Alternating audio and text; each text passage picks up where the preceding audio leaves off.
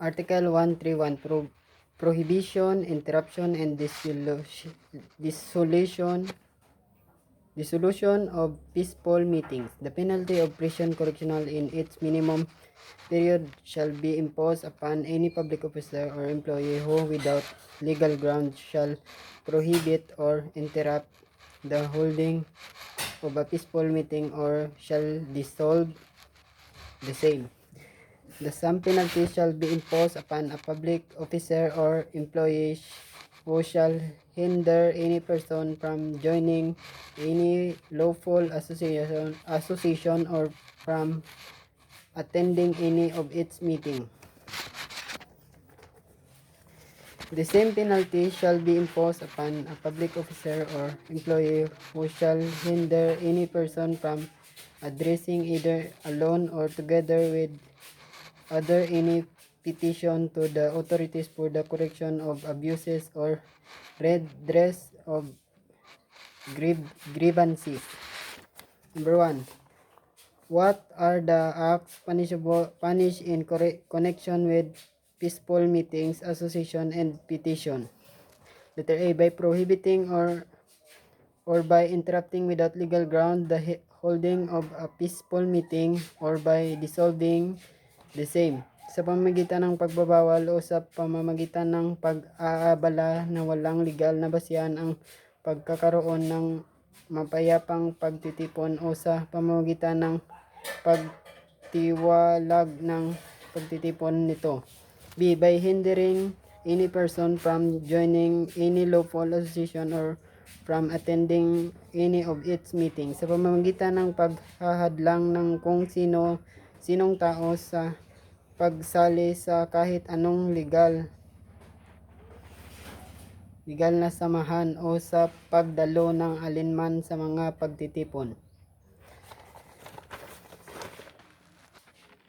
C. By prohibiting or hindering any person from addressing either alone or together with others any petition to the authorities for the correction of abuses, sa pamamagitan ng pagbabawal na kung sinong tao sa pagsasalaysay, mag-isaman o siya o may kasamang iba sa alinmang kahilingan sa mga otoridad para sa pagtatama sa mga abuso o pagtutuwid ng mga daing.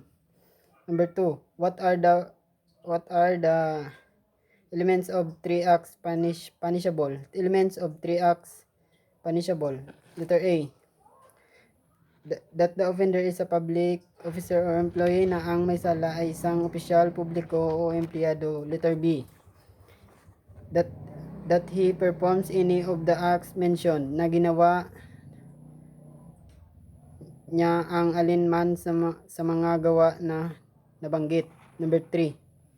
Can a private individual commit this crime? Only a public officer or employee can commit this crime if the offender is a private individual. The crime is disturbance of public order defined in Article 153. Ang opisyal, publiko o empleyado lamang ang makagawa ng krimen na ito. Kung ang may sala ay isang pribadong individual, ang krimen ay disturbance of public order is sinasaad sa Article 153. Number 4. When may a public officer be liable under Article 131, prohibition, interruption, and dissolution of peaceful meeting. The public officer must act without legal grounds. Ang opisyal publiko ay dapat gumawa ng walang legal na basihan. The meeting must be peaceful in the first place. Ang pagtitipon ay dapat mapayapa una sa lahat.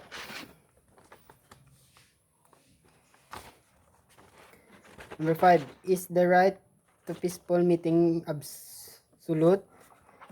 The right to freedom of speech and to peaceably assemble, through guaranteed by our Constitution, is not absolute, for it may be regulated in order that he may not be injurious to the equal enjoyment of others having equal rights, nor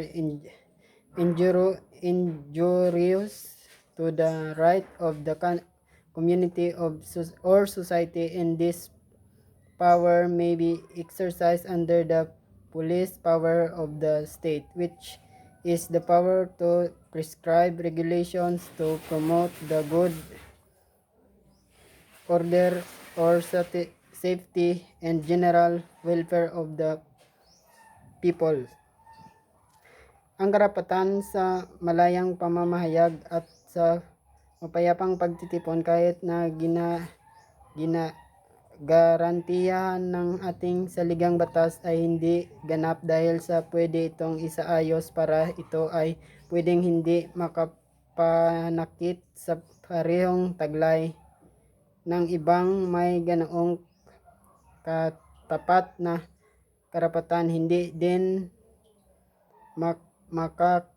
makapanakit sa mga karapatan ng pamamayanan o sosyudad, at ang kapangyarihan nito ay pwedeng gawin sa ilalim ng police power ng estado sa isang kapangyarihang magtakda ang katiwasayan o kaligtasan at pangkalahatang kapakanan ng mga tao. Number 6, what if the meeting to be held is not peaceful? When the meeting to be held is not peaceful, there is a legal ground for prohibiting it. Kung ang pagtitipon ay ginanap hindi mapayapa, mayroong legal na basihan sa pagbabawal nito. Number 7, it is the offender under Article 131, prohibition, interruption, and dissolution of peaceful meetings. A stranger or a participant in the peaceful meeting. The offender must be stranger, not a participant in the peaceful meeting. Ang may sala ay dapat tagalabas, hindi kasali sa mapayapang pagtitipon.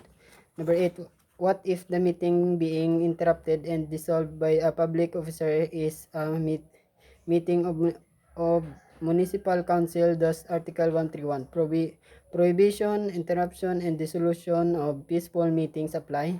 Interrupting and dissolving the meeting of municipal council by a public officer is a crime against legislative body not punished under Article 131. Ang pag-ala at pagtitigil ng pagtitipon ng konseho ng munisipyo sa isang opisyal publiko ay isang krimen laban sa isang legislative body, hindi pinarusahan sa ilalim ng Article 131.